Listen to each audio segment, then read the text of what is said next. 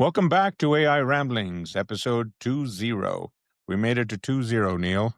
I know. And the fall season is officially upon us. And as we said, the rate of news, the pace of news, and the momentousness of the news is going to accelerate as far as all things AI. And that's certainly not disappointed so far.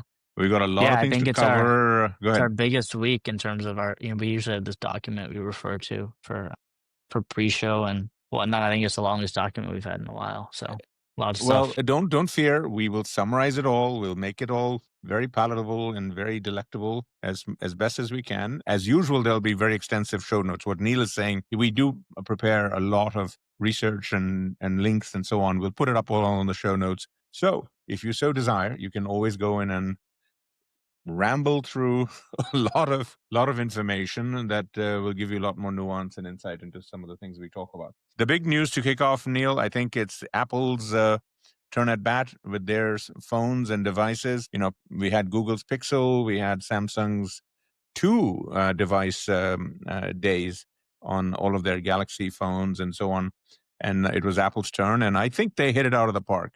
And let me just spend a couple of minutes on that, if I may, because there's a lot of research on and analysis and news on what they did. They got new iPhone 17s, which have a lot of great features, better cameras, better screens, and totally re-engineered design so that they've added a lot more battery power at every edge and so on. So a lot of detail there to go through. And then they upgraded their headphones, and then they upgraded also their watches, Apple watches, to the 11 series and the Ultra 3 and so on. So a lot of product news. My key takeaways on the Apple stuff is three things. Number one, even though everyone is complaining Apple is behind on AI, Apple is very focused on bolstering all of their devices to handle AI locally, and there is a big upgrade cycle to come on iPhones. There was a research out just this week that there are on 1.5 billion iPhones out there. About 20%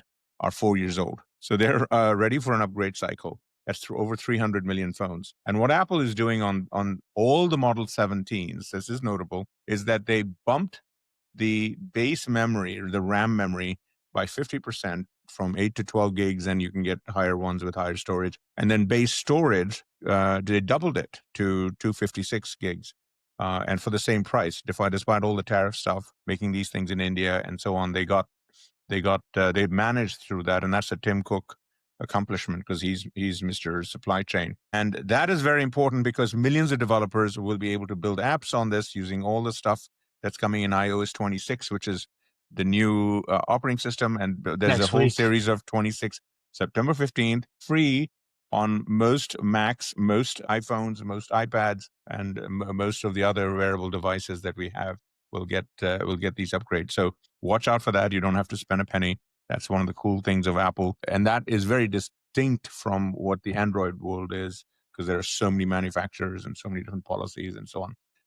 So number one, memory. And it's very geeky, but it's very important. Second thing I will say is very notable is selfies. They added a really robust sensor, a square sensor, very geeky. But this is very important because it's a front-facing selfie camera. One of the top 5 things people do with their phones, besides making phone calls, check the web, go social media, listen to music, is take selfies. I check the numbers. Users on smartphones globally, 70% are Android, the rest are iOS, etc. Almost 3 billion selfies a month. On Apple devices versus Android, I was surprised. It's almost twice as many selfies on iPhones versus Android for some reason. So 12 selfies a day, I think 7 selfies a day. on that, sorry to interrupt you. It just came to me. I think the reason also anecdotally, at least throughout my circles and whatnot, I think, we think of selfies, it's, I guess, pioneered by the younger generation at the time. I think a lot more kids take selfies than parents, even though that's obviously changed over time. But I think one of the reasons, obviously, that the iPhones are basically doubling, if not tripling, Android, just because a lot of younger people have iPhones instead of Android phones. Point, and it's not just blue bubbles versus green bubbles, right? Yeah. There's been a lot of reports in terms of younger people, your peers, basically preferring Apple Message versus the other one. So the message is very important, but you're totally right on the selfie piece. And the reason I'm focusing on the selfie as a number two feature on all the iPhones, and they've democratized, they've added a lot of their best features on the medium and the lower end of the iPhones and the watches and the headphones as well. So they've democratized that. There's a lot of good features across all of that. That is, they went more aggressive than they needed to.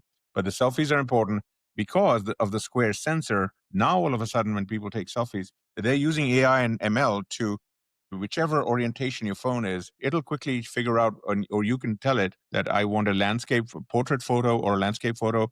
It also then uses AI technology, machine learning technology called center stage to focus people. When more people join the shot, it just makes the thing wider, the picture wider, etc.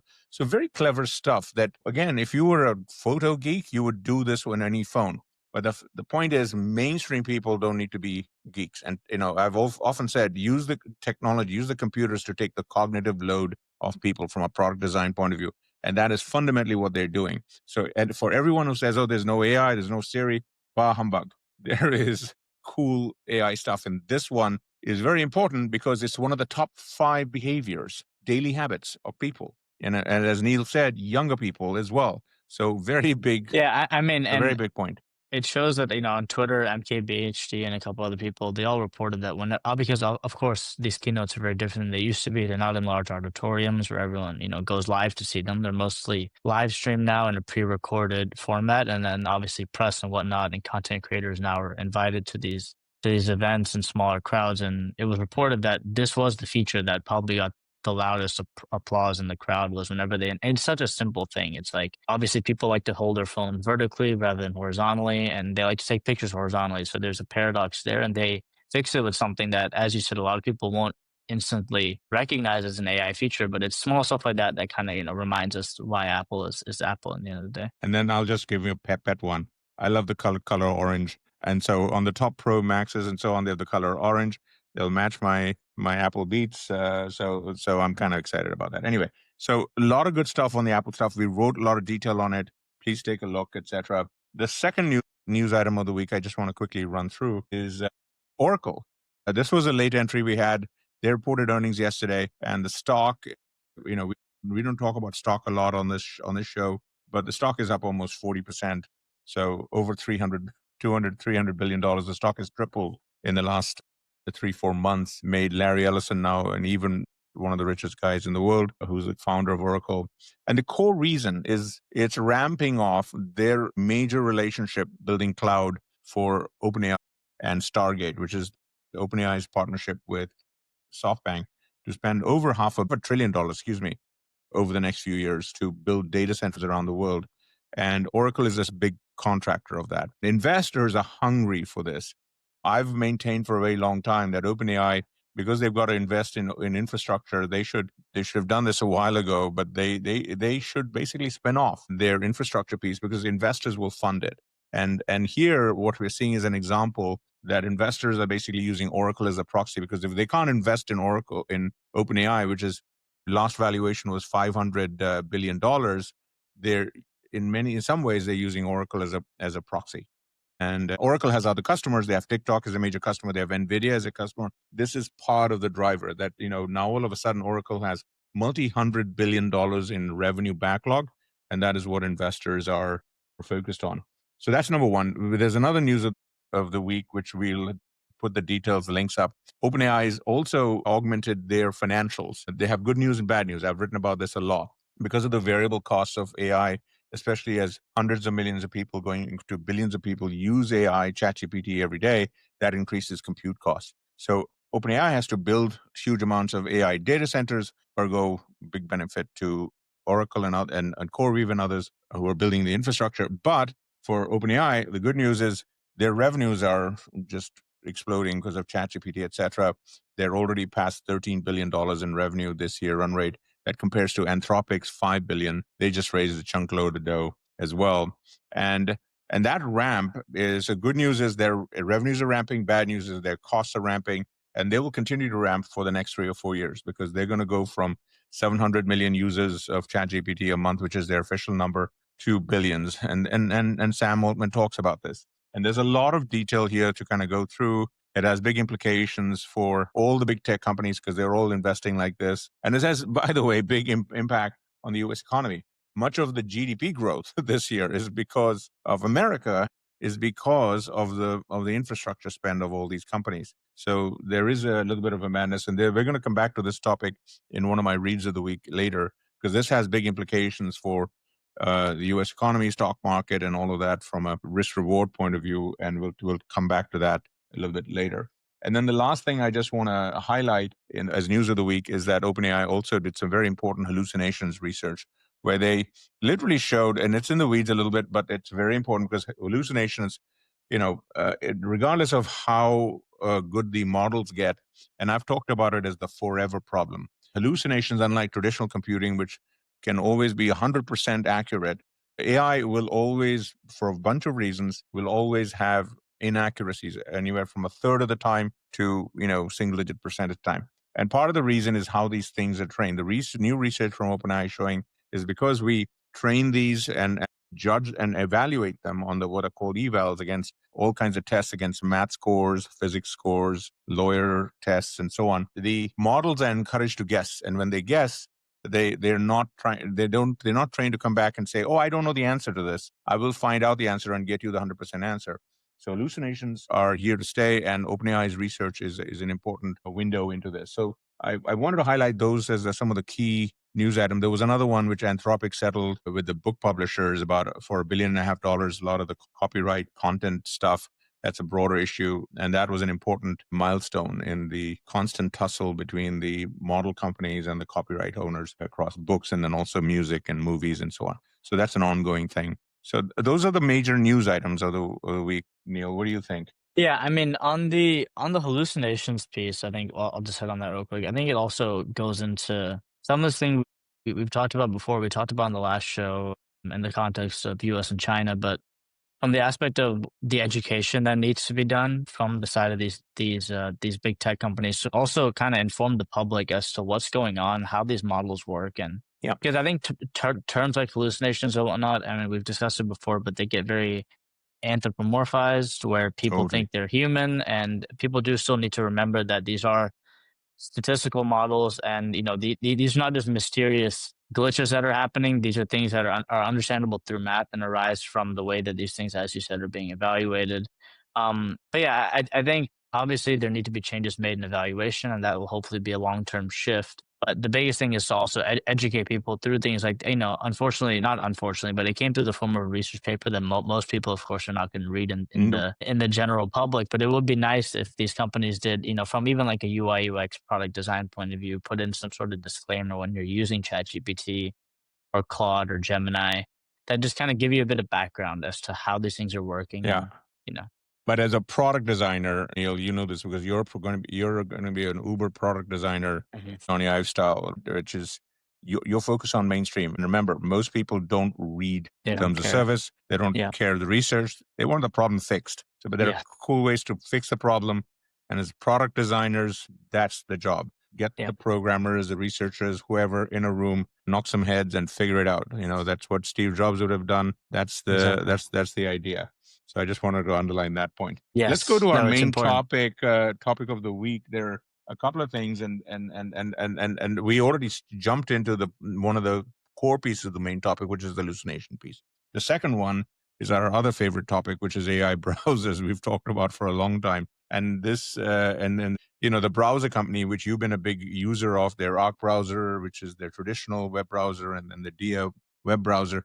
That company got bought, lock, stock, kit and caboodle by one of the leading enterprise software companies called Atlassian, which creates these products and services that Neal knows very well for developers. Millions of developers use things like Jira and so on to organize their workflows, communicate with this software development teams, etc.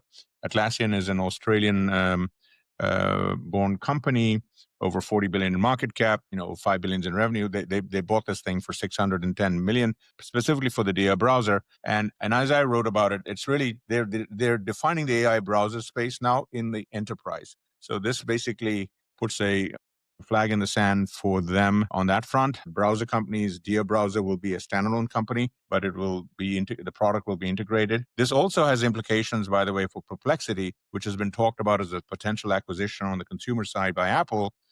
For 14 15 billion whatever dollars, and Perplexity has this AI browser called Comet, which you've been a big user and tester of. We've got lots of videos and AI ramblings on it. But what this also highlights is that Perplexity could be a great acquisition or partner for Microsoft. Why? Because Microsoft has, after Chrome, which is Google's top browser on the planet, and Safari, which is Apple, the third one is Edge and Internet Explorer in the sub single digits.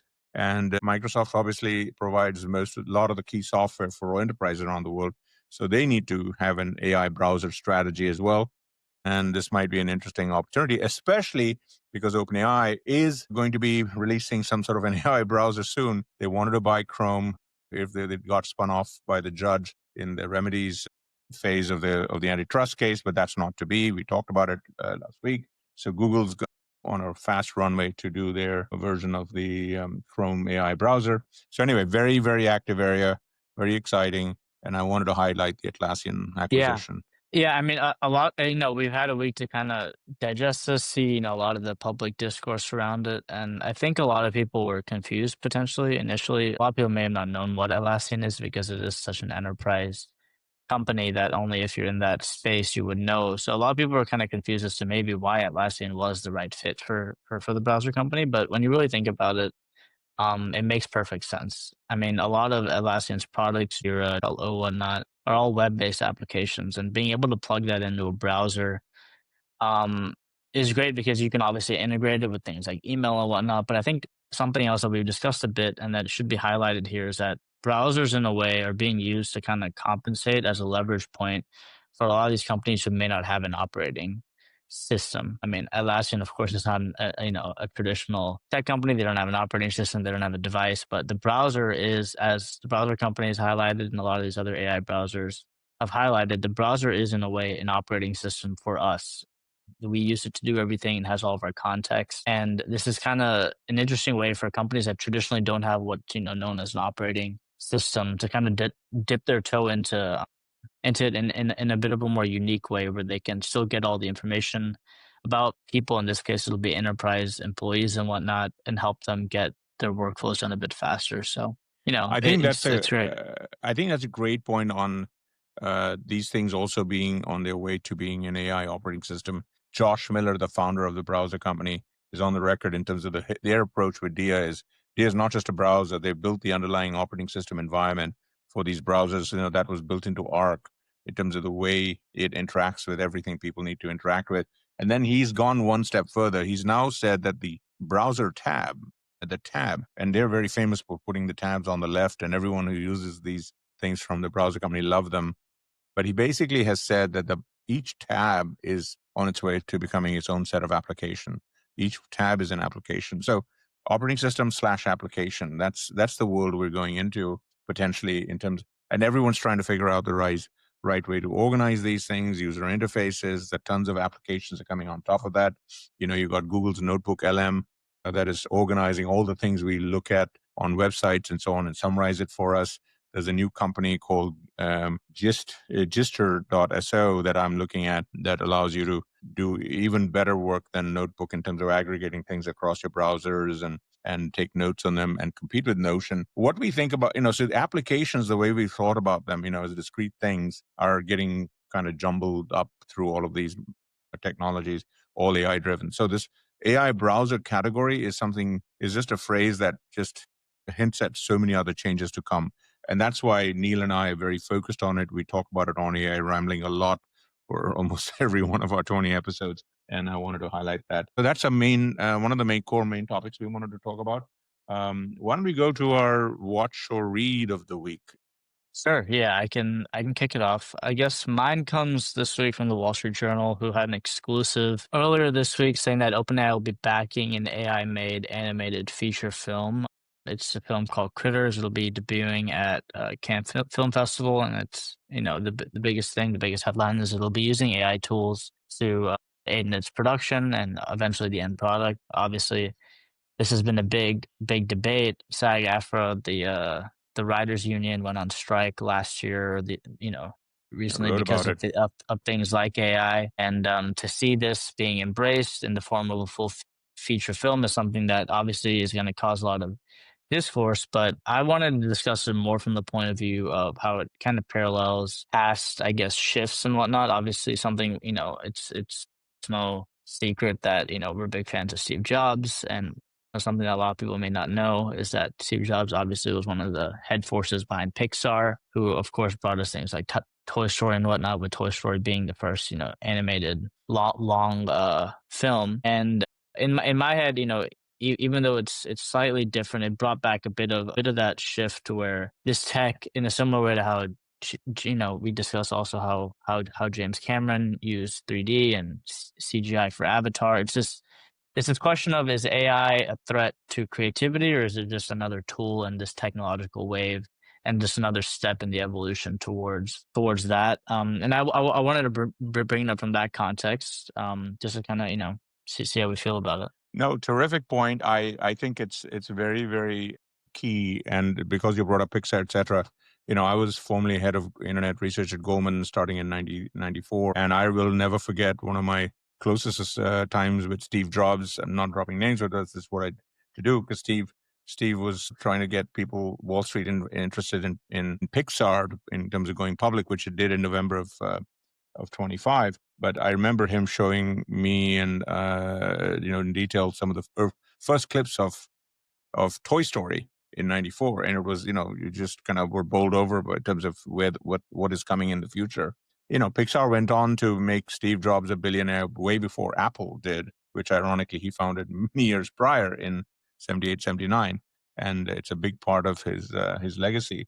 And so what we're seeing with Critters is an echo of that with AI, and in general, my view and your view continues to be, hey, this stuff, I agree, look, the SAG union thing last year, and I wrote about it. Those are negotiations. Those are, I want a piece of this thing that's coming, and that's all logical. That's the same thing, Anthropic settling for $1.5 billion on the book side. Everyone's going to get a piece of the pie. It's just that the pie needs to have a chance to get bigger and grow, and it's not a zero-sum game. And so I think the Critters thing is a great notable event, and I'm glad you flagged it as a watch read of the week. My watch read of the week is this, again, what we've been talking about with OpenAI and the broader AI build out. Hundreds of billions of dollars being spent AI build out. There are increasing a number of articles that are exploring this. Even though Wall Street is so excited, you can see it in Oracle adding half an OpenAI in its in its market cap just in the last couple of days. Wall Street is all flashing green lights in terms of AI spend, but these things can be volatile. We've seen that with the internet boom that had its .com bust in the 2001s, etc. A lot of articles and discussions around this. I've written a lot about this and how this stuff is changing the business models of software companies and so on. But there was a particularly good piece in The Economist that was titled "What If the AI Stock Market Blows Up?" Basically pointing out that trillions of dollars of US market cap are based on just a handful of US tech companies. And Oracle just now joins that list to close to $1 trillion market cap. And it's a very good article. I'm not recommending because I was quoted in it with some of the work that we've done, but it's a very good, thorough piece on the pros and cons, risk reward, etc. So I just wanted to highlight that in the context of this broader issue. So that's that, along with its other piece on how tech giants are spreading the risk of the AI build out, because they are being smart and creating lots of vehicles and mechanisms with partners and so on distributing the risk and the reward. There's a lot of intricate stuff that's going on here because the numbers are getting so big, even for the biggest tech companies. So a very important trend, and I wanted to highlight that as my reads of the week. Great. Obsessions of the week. Neal, what has Yeah. been your obsession of the week? Yeah, obsession of the week.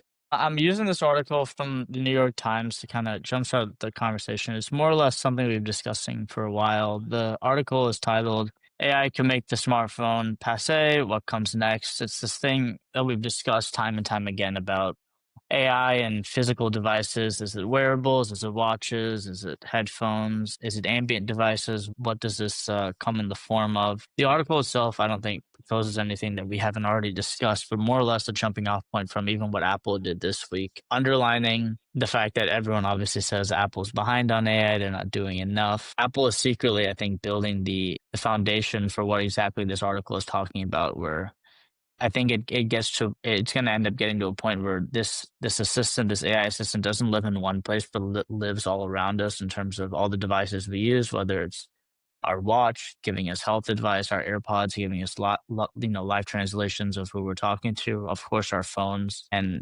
eventually, hopefully, it'll be democratized in a way where it'll be socially acceptable for us to wear exactly those, what you just put on your face. Glasses, obviously, AI is heavily leveraged through things like that, but there's a variety of social engineering things which we've discussed in the past. But yeah, I mean, okay, since you just put those on, how often do you actually use those? I've talked about this. I almost never use them. And I'll tell you why. I mean, so this is a very important topic. I'm glad you pointed this out as an obsession. It's been an obsession of both of us, right? I've written a lot about it. I'll link a note that I did on, AI beyond the legacy devices. And one of the big hopes everyone has now is on glasses. Meta has the biggest bet. They've spent tens of billions of dollars. These are the Meta Wayfair partnership glasses. Very nice. Takes pictures. They've got another version coming out later this year that'll be twice the price, from $300-400 to $1,000. We'll have a display in one lens, and then over the next couple of years there'll be more displays and so on. And of course, you've got the Apples of the world with the Vision Pros. We've talked about that. Amazon just announced that they're going to be doing glasses, or at least it got leaked. Smart AI glasses. So everyone's coming in, and Google's on the record for AI glasses as well. So the big hope beyond phones for AI devices, beyond for legacy devices, are these gizmos. And my general sense, because you asked me the question how I use them, I don't use them that much. A part of the reason is they're a little heavier still. Number two, this is Meta and Facebook. I still don't. My trust factor would be higher for Apple and Google versus Meta, because I still, because Meta doesn't control the software integration on the operating system side with devices like my iPhone, etc. I can not 100% be sure that my photos, whatever, my voice is not being used in other things in the Meta properties. And I don't have time to go into the terms of service on that stuff. I do, but when I do, I'm not satisfied. So Yeah. there is a huge privacy issue. The other thing, and I did the research on this, over half the people on the planet wear some sort of corrective glasses, and obviously some small number use contact lenses. When you wear them for glasses for reading, distance and reading, etc., then you need these dang things adjusted. The moment you talk about adjusting the lenses and so on, you're adding hundreds of dollars of costs, especially on complex technology display oriented things. It's very tough. So I think this is a bit of a false hope that the big tech companies have. This is not a yet as mainstream a product that people think, like smartphones, which already is a bigger industry than AI, several $100 billion. But as having said that, there's a great platform to experiment in terms of ambient AI, etc. So for that reason, this is all cool. I'll try every company's versions of this, etc. But what I'm saying is, pace yourself on expectations on how fast this happens. And by the way, there are separate devices that are coming, right? OpenAI and Johnny Ive's new collaboration, $6.5 billion merger, devices that track everything. I've got half a dozen gizmos that record meetings with people's permissions and so on, and notes and transcribe. And so there's a ton of experimentation going on, and I think it's a very important topic to keep track of, because everyone's trying to figure out what's the next big thing after the smartphones. And everyone thinks Apple's dead. For now, I think the next big thing is really Apple still. So I'm still in that camp, and Google not that far behind. So I love the obsession of the week topic, and we can talk everyone's ear off. My obsession of the week, it's a company, it's a website that I've been using for over 20 plus years, called Tech Meme, which I think it's a summary site for everything that does, it tracks everything that goes on in technology news. It's done by a good friend of mine, Gabe Rivera, who I've known for over 2 decades. And Tech Meme is going through its 20th birthday this Friday. So I wanted to mention it because it's something that I check several times a day. Even today, if you go to the website, it still is a very nice look. Yeah. They have a similar site for politics called Memorandum, which I use lot less. And then there's this one for media called Media Gazer. But Tech Meme is the Bible for anyone in Silicon Valley, etc. He doesn't muck with it much. I think it's a good business like Craigslist for Gabe, where they make ad revenues and whatever. And so it's a good thing. The only feature I would request, Gabe, if you're watching, just add dark mode, please, on desktop, and maybe an iOS or an Android or both app. But otherwise, don't touch a thing. It's awesome. So that's my obsession of the week. It's been my obsession of the last 20 years as a source of media. So I thought I'd highlight it on its birthday, and I wanted to wish it a happy birthday. Right. Congratulations, Tech Meme team. So that basically gets us to the end of our show, but we have our burning questions. Yes. Neil? Yeah. I guess I can go ahead and ask mine first. Yes, please. As we discussed, the 15th is going to be when Apple rolls out all of its new software for Mac, iPad, iPhone, and Watch. Is there any feature that you've, because I don't think we've, either of us this year have downloaded the betas on our devices, so it'll be kind of a first in-hand experience. Is there any feature that you're kind of looking forward to the most? I have a endless list of, one key thing I'd want from every one of these devices, but I will keep highlighting two things, actually, especially since we talked about devices. Number one is on my watch.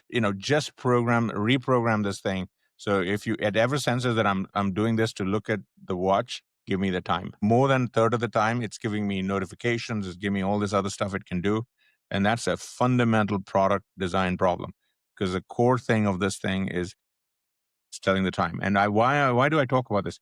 As we stuff more technology, more AI into these things, product designers, again, note to future product designers right here that are on the show, we need to keep the basics in mind. Don't forget the basics.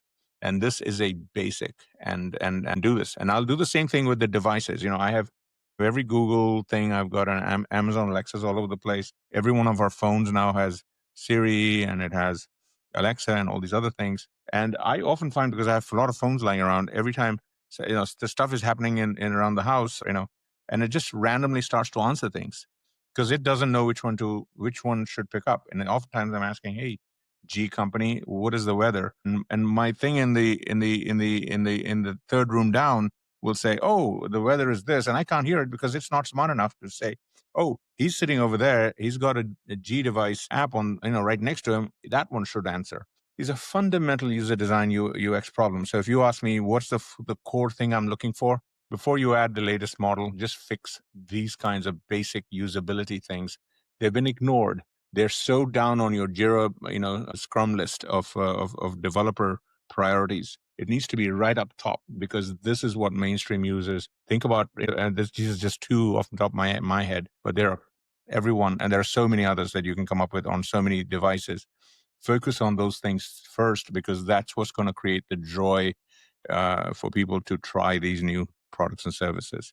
So Right. that is my answer to the burning question. And since we're talking about apps and devices, one of my questions, since we talked about all the new phones and so on, so my burning question for you is, um, of all your core favorite iPhone apps or uses, we talked about selfies and so on. What's the one or two or three apps that you're most excited about, given some of the Yeah. changes that are coming, not just in the hardware, but also the iOS 26, etc., that you think you're excited about? Yeah, I guess I'll cheat a bit, but I think the top thing, and this is something that I haven't really thought about for a while since I graduated. I haven't really touched this device, is my iPad. I'm really hoping that a lot of these iPad changes will hopefully maybe let me pick up that more than I pick up a MacBook now, because obviously I think between all the Apple devices I have, MacBook is like the biggest use after my iPhone, and the iPad is so far behind. A lot of times when I pick it up, it's dead. I haven't charged it, so. I'm really hoping that these new Mac-like features, as it's been advertised, will change the way I use it and hopefully allow me to use it a bit more. Other than that, the biggest thing, it's not really a feature, it's just the whole Apple ecosystem in general.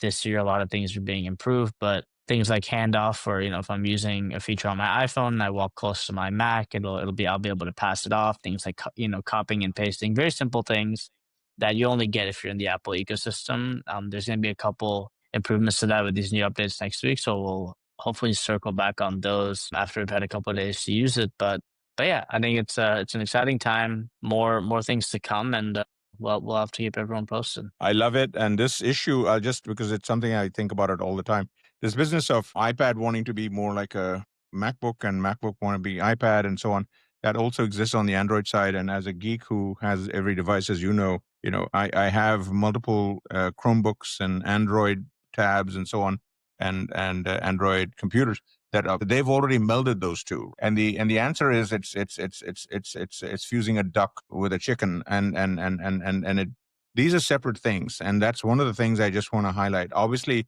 for most people, they have to make choices of one versus the other because of expense, etc. But now the prices on these things are coming down so much that you can actually, if you don't go for the pro models and all these, you can get an iPad, a basic good iPad with a good MacBook, and you spend as much as a pro on either one of those, and you get the best of both worlds. And because of the ecosystem synergies, everything you do on one or the other is what I'm trying to do is to say is that, again, look at the form versus the function piece. And it's a lesson I've had to reteach myself because oftentimes, I take all my fancy iPads with everything and, you know, yeah, it does 99% of the stuff I can do on my MacBooks, but oftentimes there's one or two things I want to do that only does on a MacBook. So unfortunately, you got to carry them, and they're different devices for different purposes. Again, very, very important question. And it's constantly debated and it's an eternal forever topic. So I love it. Thank you Great. for bringing Thank that up. you. And I want to thank you all for joining us for episode 20. Again, keep the feedback coming and as usual, like and subscribe. And as always, we request you to stay tuned for more. See you next time. Thanks.